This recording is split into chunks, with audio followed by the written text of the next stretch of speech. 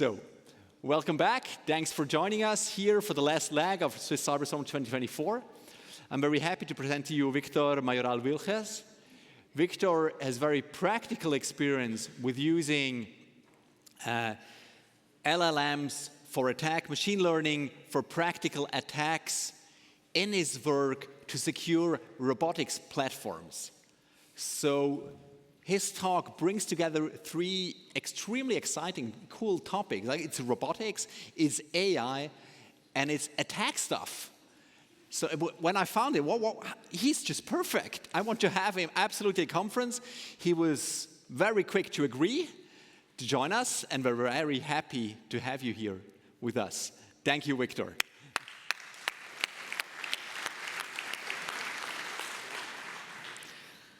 Thank you, Christian, and thank you to the organization for having me. It's a pleasure to be here with you all today. As introduced, my name is Víctor. I'm the founder and chief scientist of Alias Robotics, which is a small startup located in the north of Spain, the Basque region. That's where I come from.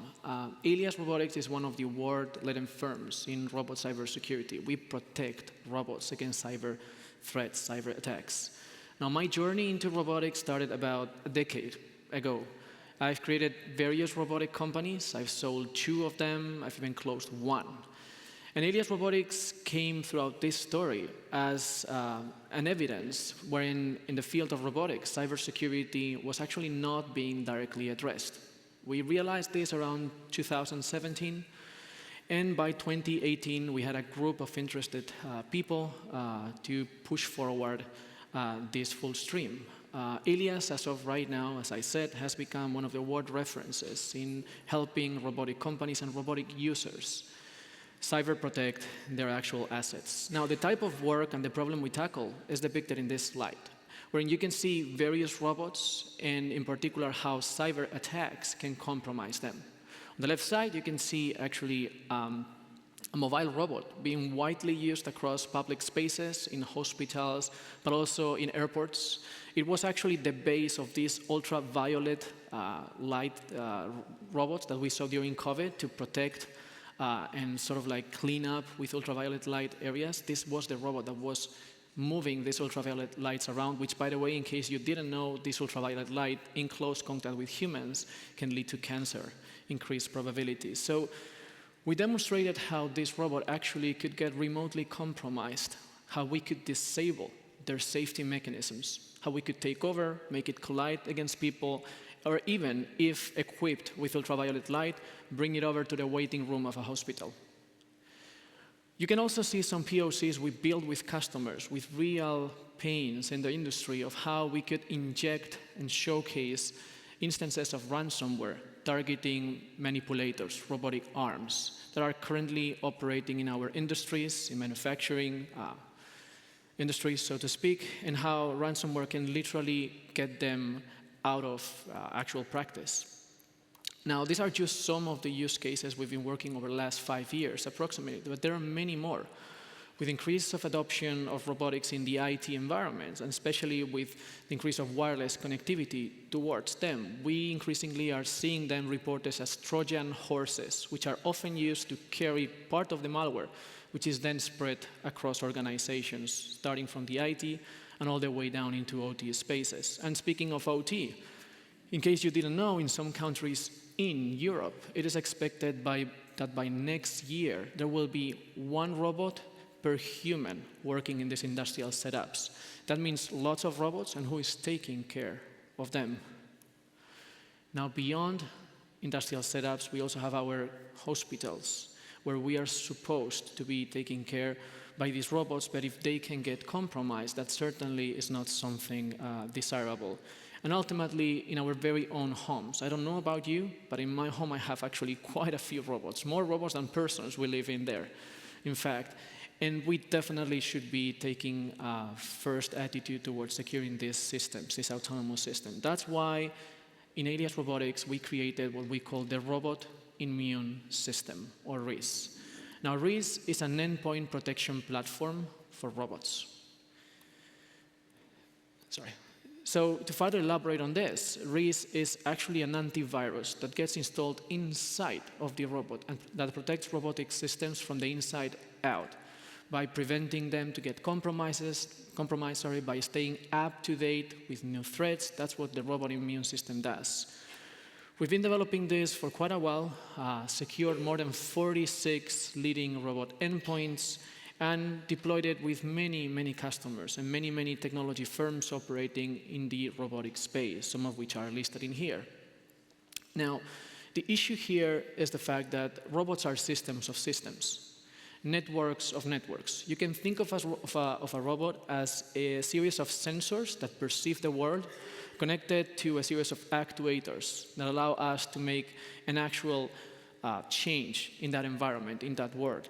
And these two big elements are connected via computation systems. Now, all of this implies many networks, often pushing data in real time that needs to happen on time, which means essentially that any one of these robotic systems is highly complex in terms of technical bits. So there's a huge scalability issue, and we've been learning this over the last few years. It takes a lot to train a roboticist into security, and often the case it takes even more to train a security expert into robotics. So this big scalability issue led us to start considering the fact that maybe we had to start a research group. We started this around 2020, and I've been leading it ever since. We've made quite a few disclosures. We actually released more than 1,000 vulnerabilities, out of which we produced various hundreds of CVE IDs.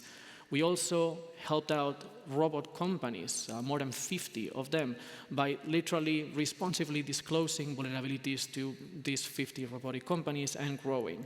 And in the process, we started researching how AI, more lately Gen AI, could help us address this scalability issue that we had identified. Around 2023, we grouped together a series of international researchers and started working on something we called PentestGPT. Now, PentestGPT was a first attempt, very early one. We were using GPT 3.0, so very, very early attempt to, in a nutshell, demonstrate how we could automate the planning phase of security activities. And we did so by essentially leveraging some of the state-of-the-art models at the time. As I said, GPT 3.5 is what we started working with, and showed some actual experimental evidence that it was possible, to a certain extent, to help out researchers, to become a hacking buddy. We did show that. PentestGPT, which was published earlier this year, was actually accepted in Usenix this very same year. And as you may know, Usenix is possibly one of the highest, most reputed forums from a scientific perspective in security. We also got a distinguished award within the conference. And we, so far, again, less than 1 year, got 60+ citations showing the relevance of what this work has presented to many security researchers. Now, unintentionally, we've been told, PentestGPT has lowered down the entry barrier for entering into penetration testing. Many that previously didn't actually have the skill set or experience to start diving into CTF competitions or just very basic security assessments, they could actually with this hacking buddy. Our intention, however, was purely to get experimental proof of concept of how we could automate the planning phase of security. Again, trying to tackle the scalability issues we had experienced in robotics. It was just a research product. It was just a proof of concept. It was not our intent to create a product. It was not. And it was not our intent to open up doors for cyber criminals, which we've been accused too. Now, you might have heard or might have not heard about PentestGPT, but in many security forums, it has caused quite a bit of controversy. The repository has rapidly scaled to thousands of stars since we released it, and companies are actively using PentestGPT for promotion and business acquisition. Very actively, the PentestGPT keyword is being crazily used. At least a dozen firms that we account for have reached out trying to establish partnerships, and there was no partnership to start because it was just a research product. There's even one company who renamed their complete product after PentestGPT. They moved themselves from HackerGPT to PentestGPT due to the repercussion that this has caused. Now, within this controversy, we've seen some positive reactions, such as the fact that PentestGPT as a hacking body helps out educational purposes. We've also heard that it is of assistance in professional security exercises, which further confirms our initial hypothesis. But we've also heard some negative reactions and criticisms which we fully accept, such as the fact that it does no active reconnaissance or scanning. Completely true. We only wanted to do the planning phase. Or that it has a strong dependency on paid models from OpenAI, which we never intended for, but we just selected them because it was the easiest thing at the time. Now, one interesting criticism or two that we've heard, the first one is the fact that our proposal has context loss when testing in more complex or long reasoning scenarios. This is true. It was an untackled issue when we released a year ago the source code of PentestGPT. The second one is indeterminism. With PentestGPT as a hacking body, the same recommendations don't always come in the same order. And the reason behind this is because we were using a model that wasn't ours. We were using OpenAI models. And in a nutshell, with the indeterminism came the fact that there was a lack of reproducibility. Nevertheless, and beyond all this criticism it helped us very much craft together this table that I'm showing to you today. And it's actually the first time we show this live. We've kept this internally for at least 2 to 3 years while we've been developing. So this table shows you how at Ilias Robotics we understand the levels of autonomy in the cybersecurity AI development. Level 1, I think, is understood by most here, is the fact that humans do end-to-end. Actually, there's quite a few very good companies doing end-to-end cybersecurity. This is what works today. It's known. Level 2 is what we demonstrated back with a code source release in 2023 and this year with the actual full paper. And it's the fact that with PentestGPT, we can actually automate either fully or partially the planning phase. Level 3 is the fact that we can further go down beyond planning, hinted or taking the hints of some of the community members, maybe some of you possibly, that goes beyond planning and into scanning, into reconnaissance. So we took on the challenge. Actually, without clear disclosures, at Ilias Robotics, we actually have been doing that with customers over the last, I would say, 2 to 3 years already. We've been shipping part of this into our robot immune system, into our robotic endpoints. And we have actually good case studies which show that evidence to put more resources into this. Now, today I'll be speaking about some of our cutting-edge work, which concerns level number 4, which are cybersecurity AIs, or CAIs, as we call them internally. Now, CAIs automate everything end-to-end.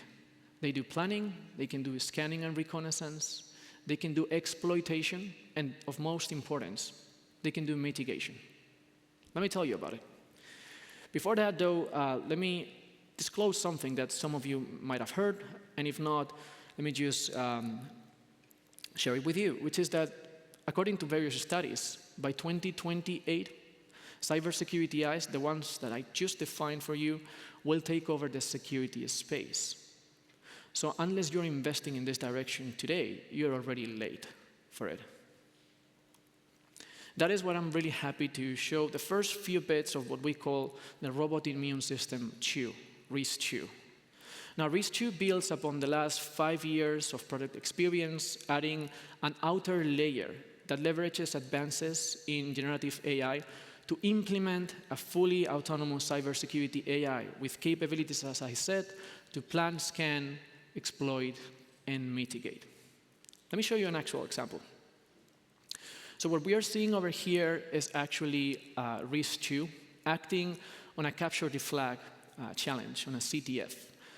We actually internally have classified CTFs in 5 levels: super easy, easy, medium, hard, and super hard. Super easy corresponds to high school level CTFs. Easy corresponds to undergrad level. Medium, approximately to postgraduate and entry-level professional level CTFs, and then we have hard and very hard, with very hard corresponding to expert, unique, best-of-class quality CTFs, which always demand and require novelty, new disclosures and 0 days, often the case. So we've been doing a lot of work with this. This is possibly one of the simplest, but already hints quite a bit. This particular CTF is called, or it's brought out of Pico CTF. It's called static flag. And the challenge in here is just to navigate a file system, find the flag file, read the flag file, and then report the flag out. Very straightforward. Super simple. Still, it requires some level of technical skills. Now, RIS2 can automate fully end-to-end this actual task. It takes about 3 minutes to do so. And it consumes approximately about 12K joules, a bit less than that. And for those of you that, like myself, while preparing this presentation, wasn't so fluent with joules, this actually is equivalent to me running about 150 meters, or by having any of these lights on for about 20 minutes. That's the amount of energy required to solve this scenario.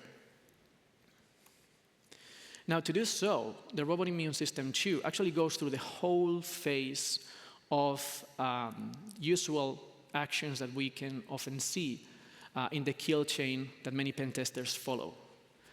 It does create its own plan, and then it starts executing. And based on the prompting that we provide at the very beginning, and you will see that in just a sec, it can actually pivot towards one direction or another. Now, a very interesting bit that we took out of this experience is the fact that very simple CTF scenarios like this one are helping us craft better metrics to guide our development. Let me further elaborate on this. So we have, and I'll disclose that to you very soon, we have about 1,400 curated CTFs that we train our systems on. Again, 1,400, many. And often the case, what companies out there are doing, best-of-class AI labs, are currently starting to challenge their Gen AI models against CTFs. It's becoming a common trend. This is what's happening right now, and it seems to be converging towards this direction. But most of these companies only report in a binary manner whether they can conquer the challenge or not. So building upon the fantastic talk we just had last about metrics, we are going a bit beyond. Of course, we care about whether it can be conquered or not, but we care about additional subtleties, such as how much time does it take? And I'll elaborate on timing also more. How much energy? And the reason why we care about energy is because if we need a complete power plant to power one of these Gen AI models and Gen AI systems, agentic systems, then maybe it's not that worth it to consider it a real threat. The actual compute in terms of floating operations per second gives us an intuition of the form factor, the hardware form factor that is required to run this system. And ultimately, we care a lot about compliance.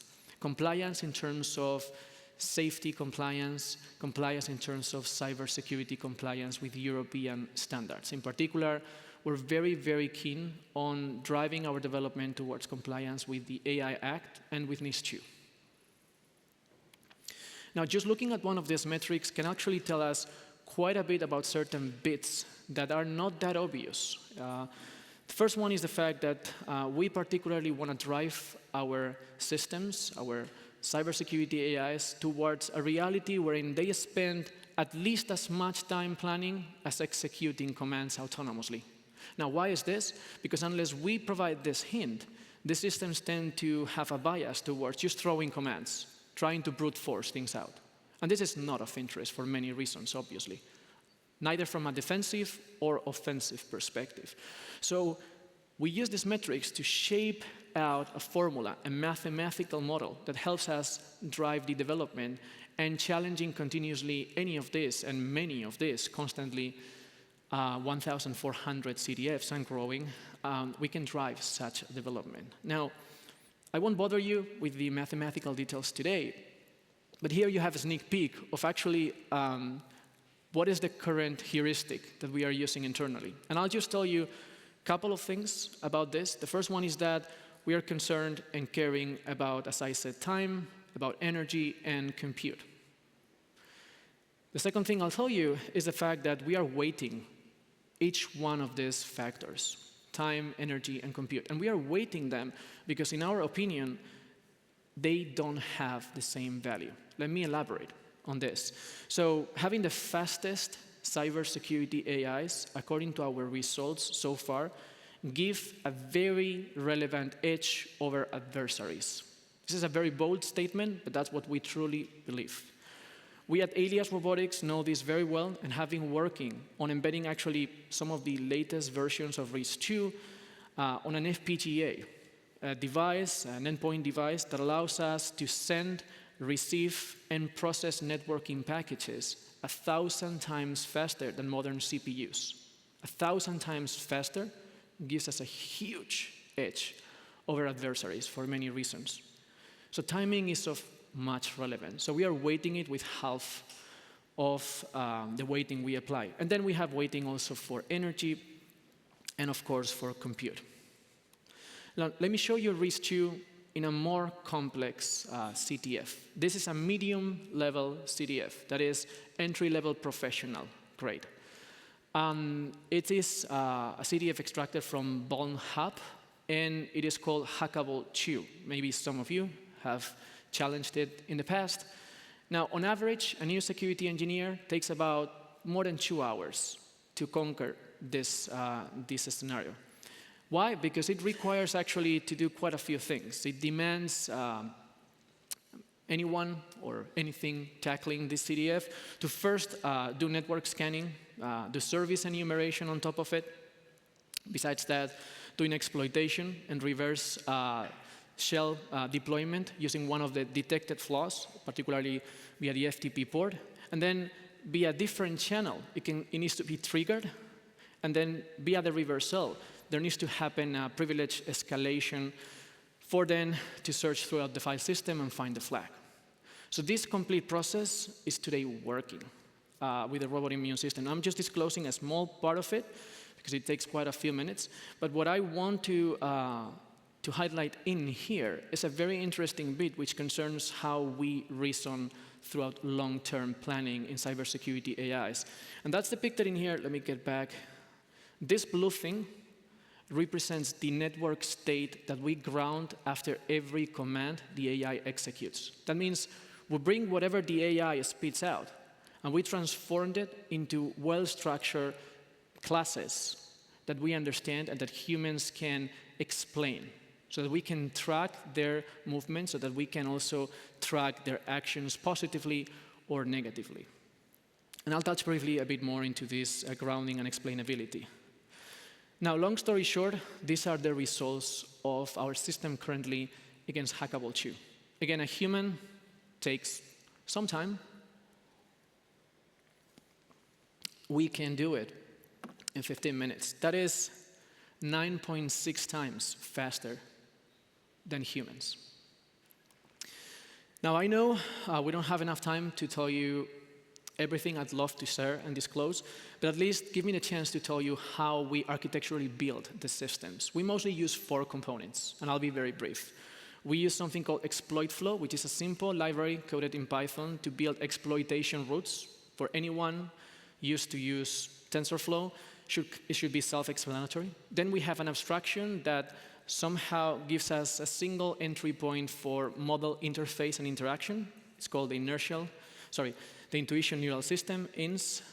Then we have PentestPerf, the scoring system that I just explained, that also contains all these CDFs. And finally, we have number 4, GTDOE, the Game Theoretic Defense Offense Engine, which is essentially a use of game theoretic approaches to, once we know what's wrong, make sure we use the right resources in the right order to minimize consumption and optimize whatever our goals are. We leverage game theoretic on that approach. Now, doing all of this may sound like it takes a lot, but actually it takes only 6 lines of code. This is actually the prompt that we can give RIS2 for the entry level of Hackable 2 to do reconnaissance and essentially enumeration with exploit identification. Now, wrapping on my side, let me also disclose what we are currently doing for long-term reasoning in cybersecurity. Again, one of the criticisms we got back a year ago with PentestPerf. So doing this is complex and complicated because LLMs lose context and because they hallucinate. And so people just populating a big chunk of eventually go sideways. So which approach is the best one? Actually, none of them and all of them together. At least that's the lesson we've learned so far. We're using a portfolio of this, and I would only highlight the one concerning knowledge graph representation, which allows us to do explainability, which is crucial for standardization and compliance. We're pretty proud of doing that. And speaking of that, again, highlighting this is the direction we are going towards. We currently have in our lab, in the research team that I lead, systems that actually can hack better than some of us who have been around for a while. Now, these are still limited to some areas. We are doing testing, lots of testing in robotics, some testing in OT, some testing in IT, but we believe this will scale down the road.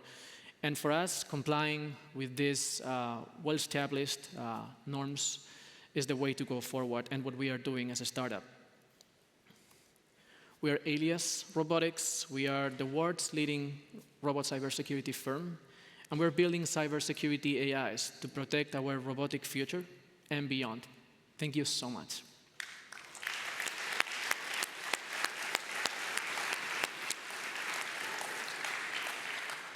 Thank you very much, Victor. We have room for 1 or 2 questions. There is one here in front. Everything clear.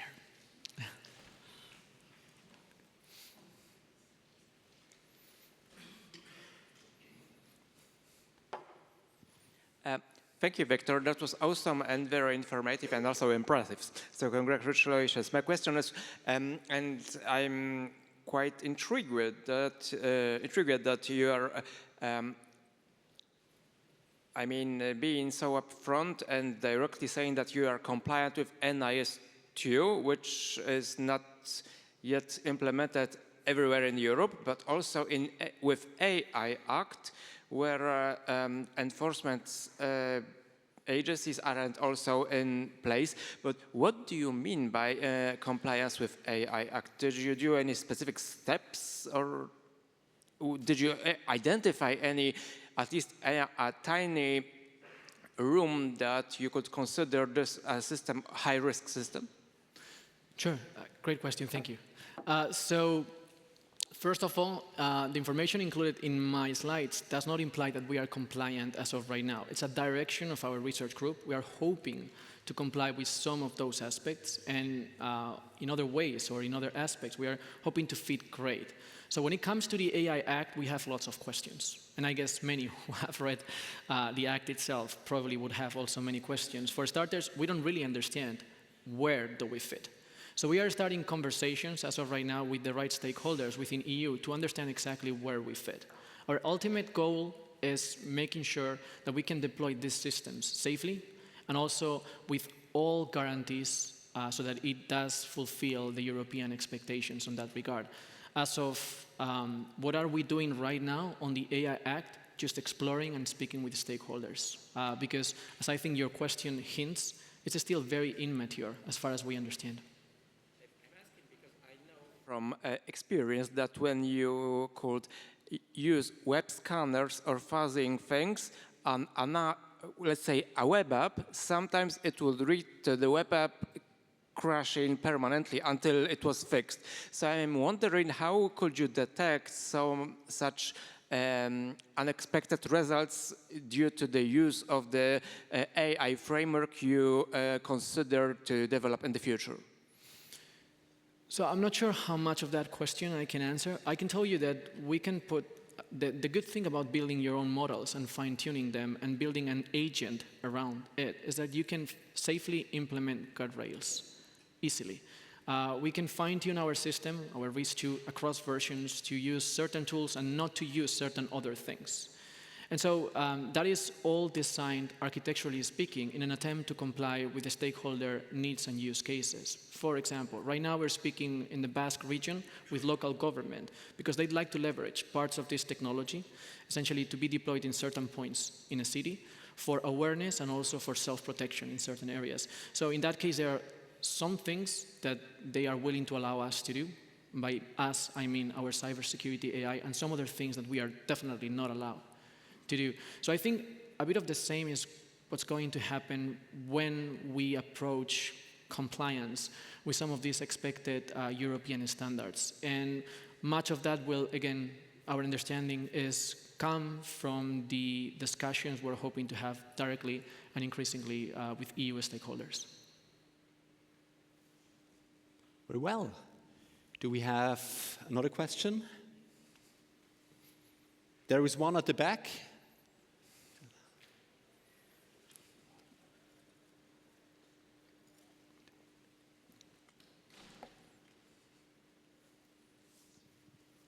Hello.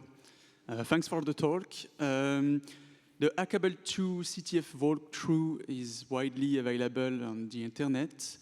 Did you train your model against publicly available data on the internet?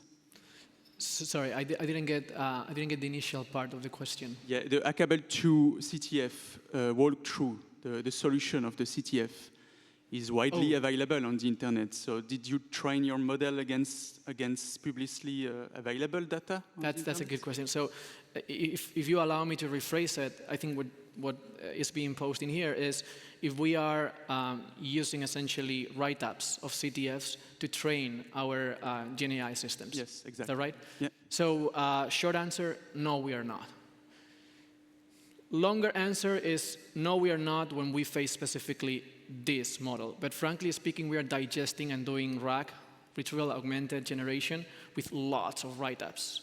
So under the hood, yes, we're doing lots of digestion of write-ups. Actually, it's one of our secret ingredients, not so secret if I'm disclosing it, but so everyone is doing the same. But we try to avoid, when we face specific scenarios, we try to remove from the data sets we use specific write-ups for this particular problem, because otherwise we are compromising actually significantly the generality of our system, so to speak. Frankly speaking, over time, we have only so many write-ups and many more CTFs we are willing to tackle. So eventually, we find difficulties in avoiding to use that specific data, but so far it's proving to be very effective to use it as an external resource. We are not fine-tuning our models with that information. We're just using it as an external resource, which we query when needed. Okay, thank you. Very well. Thank you very much, Victor.